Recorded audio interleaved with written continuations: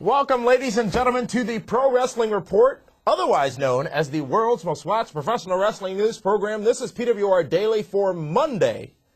I don't even know the date. What is today? Somewhere in... Today is the January... It's January 1st, actually. It's New Year's Day. That's why you're wearing the glasses. You're hungover. For those of you who don't know, this is Carl Wesley Love Jr., one of our correspondents here at the Pro Wrestling Report, the man who co-hosted the opening episode of Pro Wrestling Report with me back in March of 1998. How you been for the last 9 years? I've been okay. Since the WCW years.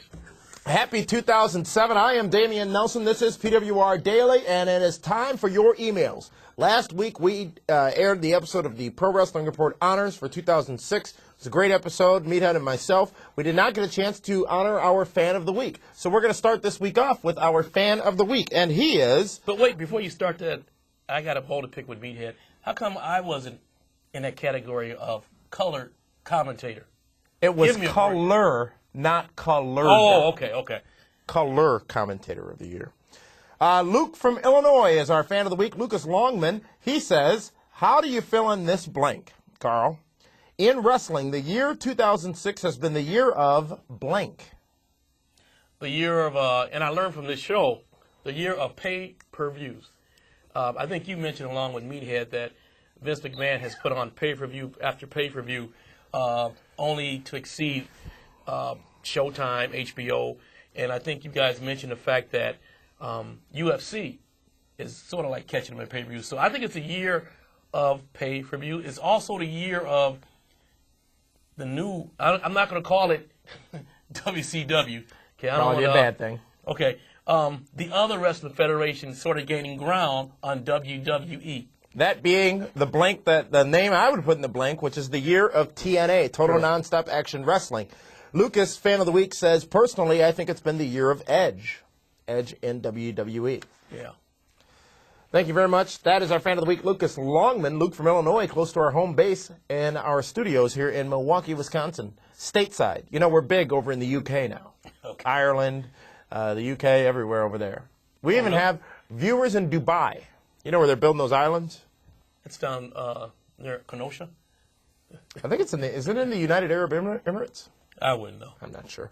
Melvin Love. Do you know him? I think he owed me some money. From Milwaukee, Wisconsin. What's going on, guys? I was reading somewhere that Raw is going head-to-head with TNA on Monday, February 12, 2007. True. There's a dog show on the USA. Raw will be airing on Thursday night instead, it looks like. I wanted to know, since now this has happened, do you think that TNA will step up to the plate and get the highest ratings of the night, or will Raw be the dominant show? Raw will be the dominant show, quite frankly. A matter of fact, you'll probably see some viewers peeled away from TNA due to Raw's airing that night. Last time, Raw aired on the Sci-Fi Network one night only when they were preempted. This time, did the USA Network giving them time on another night. I think it'll be interesting. It'll be the first head-to-head wrestling battle since March of 2001, and I think it'll be very interesting to see. But what if you? We know Kurt Angle is with TNA right now. That's Imagine true. Kurt Angle, the Hulkster, coming back. Brother. That would bring up the ratings just a little bit. They may indeed load the Raw. It could be like in February of 1997, I believe it was. Thursday Raw, Thursday Live, when Shawn Michaels lost his smile. Right. It could be. Maybe they will go live. Don't know any of the details of that right now, Melvin from Milwaukee. He says he's not Melvin Hood. Do you understand what that means? No, but I know he owes me some money. So. Who doesn't, Carl? Thank you very much for that email from Milwaukee. Next is from Claude Hines of Richmond, Virginia. My question is regarding Eugene. Do you think that the WWE writers should change his character and make it more interesting? I personally think they should come up with an angle involving him coming to the ring and expressing the fact that he is not mentally challenged and that he has been fooling with the fans the entire time, including his uncle Eric Bischoff. Well, you know, Damon, that character is getting old. I mean, George Bush does the same thing in a sense. For those of you who don't remember or haven't seen Carl on the show, he's cleared for takeoff, since 1998, and he's been in orbit since then. The gene thing is getting old. I mean, biting and with the hair and thing with hacksaw too. It's time. I think, really they should change it. Why not? He's a heck of a wrestler. I don't guy remember can the wrestler, but somebody did it during a promo on Raw. It became a storyline, and they literally walked out during the middle of an interview, said this is stupid. It was whoever's doing the Leave It to Beaver angle, and it could have been Al Snow, perhaps. No, we forget who it is. We'll try to find out from the interns later. But anyways, yes, it's a bump for a week, maybe. But beyond that, Claude, I don't know what would get out of it. I think Eugene is one of those people who fits where he fits and will be where he is for a long period of time. Now, quite frankly, Eugene, who is Nick Dinsmore, I believe is his real name, can wrestle and can bring it in a match. And I think they were going towards that with this latest change of angle with him turning on Hacksaw Jim Duggan and becoming the evil Eugene. It's almost like you can take Eugene and Doink the Clown and look at them in a parallel storyline. And it's almost the same thing happening because Doink went evil about that time in his career as well.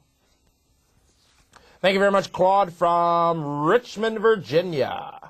Adam Barna from Oshawa, Ontario, Canada, writes, a quote, here's a good laugh for you guys to read on your show.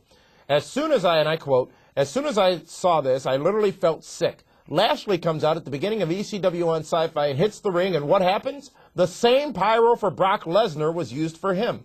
Then, for us in Canada, ECW and SmackDown plays at the same time, so I switched it to SmackDown to see Batista on the mic. I'm thinking now, it can't possibly get worse, can it? So I go back, and unfortunately, ECW doesn't come with subtitles because the most extreme wrestler in ECW, Rene Dupree, was talking. Okay, now I'm thinking, Batista's probably done talking, so I can watch some damn wrestling now. I flip back and see Santa Claus laying out Batista. So I turned off the TV and read the results so I know what happened. That is funny, and quite frankly, I don't think you're the only fan who that kind of thing happens to. No. Did you get a chance to catch that SmackDown with Santa Sylvan?